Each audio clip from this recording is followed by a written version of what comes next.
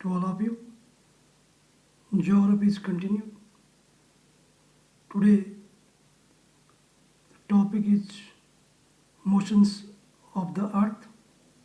Let us start. Circle that divides the day from night on the globe is called circle of illumination. जब रात से दिन की स्थिति होती है, इसको आप प्रकाश में दिवस कहते हैं.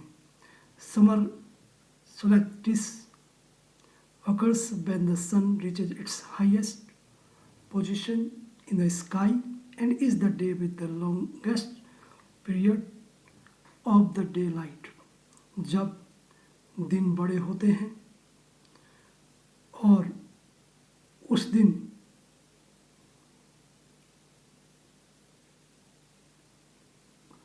का टाइम ज़्यादा समय का होता है, तभी तो 21 जून को सबसे बड़ा दिन होता है. इस स्थिति को आप सोलेस्टिस समर कहते हैं.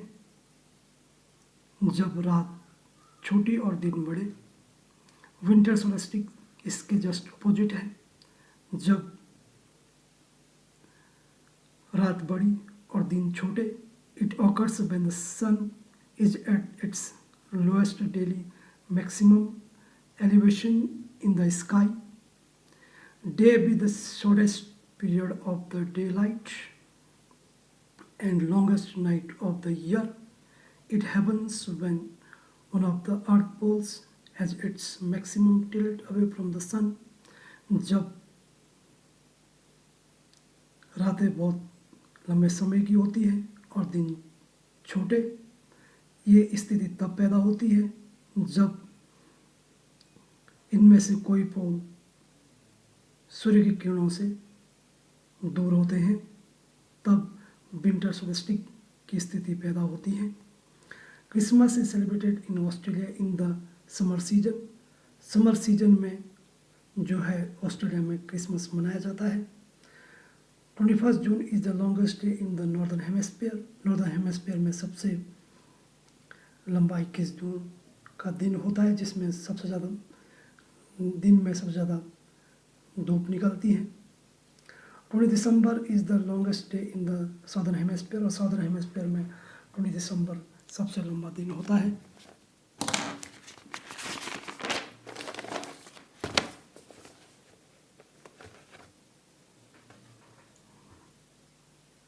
मार्च and 23 September direct rays of the sun fall on the equator.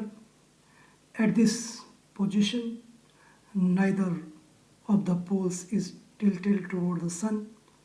Due to this, whole earth experiences equal days and night. इन दिनों में जो सूर्य की जो किरणें हैं वो डायरेक्ट इक्वेटर पर पड़ती हैं और कोई भी पोल सूर्य की तरफ नहीं झुका होता है. इसी की वजह से इन दिनों पर दिन और रात समान होते हैं. On 23 September it is autumn season in the northern hemisphere, जबकि spring season in the southern hemisphere. 23 सितंबर को जो उत्तरी गोलार्ध में जो है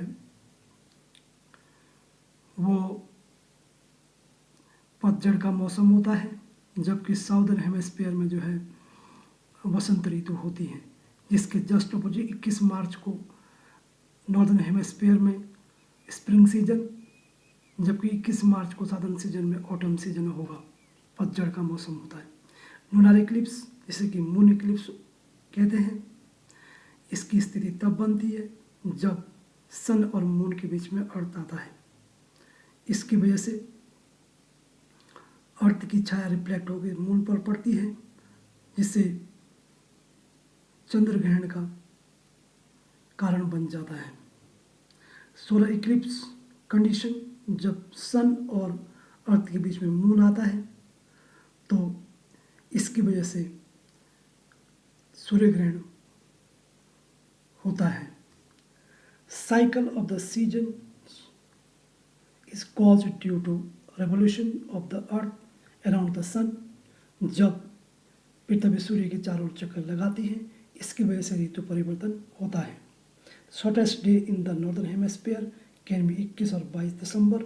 नॉर्दर्न हेमिस्फीयर में जो सबसे छोटे छोटे दिन हो सकते हैं वो 21 और 22 दिसंबर हो सकते हैं, जबकि shortest day in the southern hemisphere 21 और 22 जून हो सकते हैं।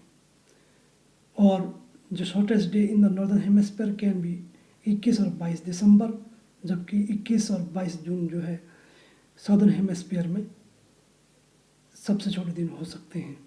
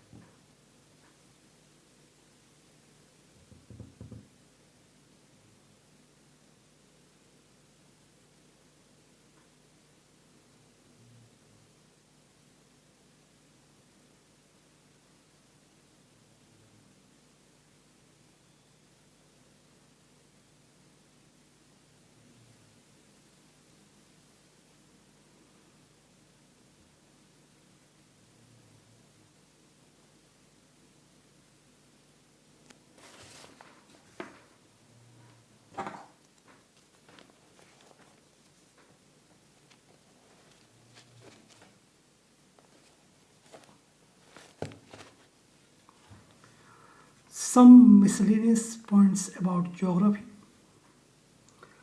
The Strait of Bab el Mandeb connects Red Sea and Indian Ocean. जो जल संधि है बाब एल मंदेब वो लाल सागर और हिंद महासागर को जोड़ता है। तकला मकान डेजर्ट, जो तगला मकान डेजर्ट है, is situated in the northern end of the Tibetan plateau.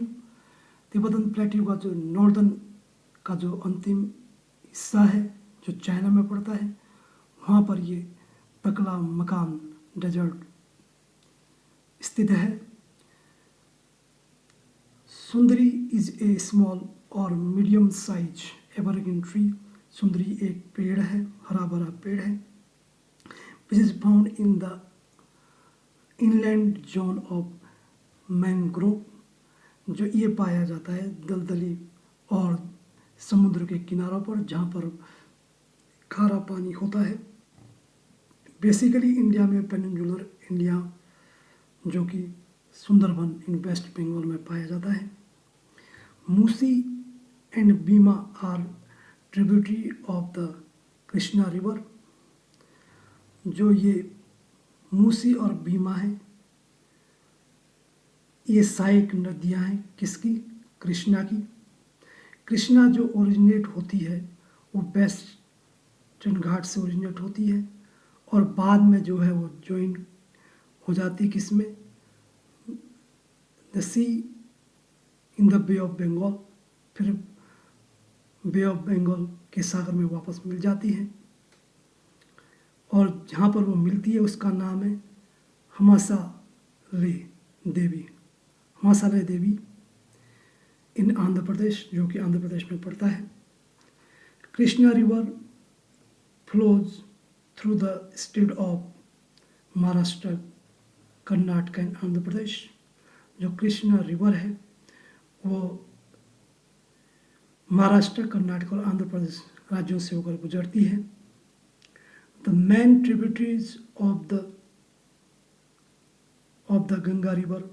Ganga river की जो मुख्य सहायक नदियां हैं जो लेफ्ट साइड से मिलती हैं वो रामगंगा, गोमती, घग्गर एंड गंडक। और जो राइट साइड से मिलती है यमुना, सोन और दामोदर रिवर, जो कि लेफ्ट साइड से गंगा नदी पर मिलती है। ट्रिब्यूटरी का मतलब ये होता है कि जब कोई नदी डायरेक्ट समुद्र में ना मिल कर के पहले वो किसी नदी के साथ घुल मिल जाती है, उसके बाद वो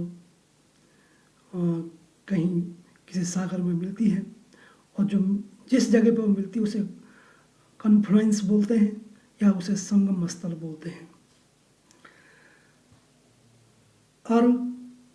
Arkavati river is a tributary of Kaveri river.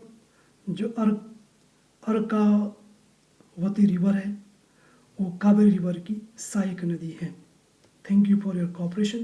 I hope you can understand each and every topic with the best of my explanation.